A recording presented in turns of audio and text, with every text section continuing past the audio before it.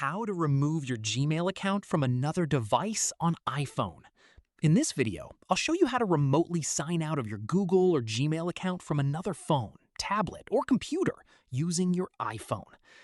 This is a quick and secure way to protect your account if you forgot to sign out from another device.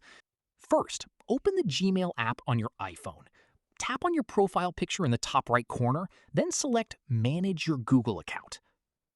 Next, tap the Security tab and scroll down until you find the Your Devices section. Then tap Manage All Devices to view every device that's currently signed into your Google account. Now, locate the device you want to remove and tap on it. You'll see details about that device, including its last activity. After that, tap Sign Out, then tap Sign Out again to confirm. Google will immediately remove your account from that device, and anyone using it will need to sign in again to access your Gmail and other Google services. If you don't recognize the device, it's also a good idea to change your Google account password and turn on two-step verification to keep your account even more secure. And that's it.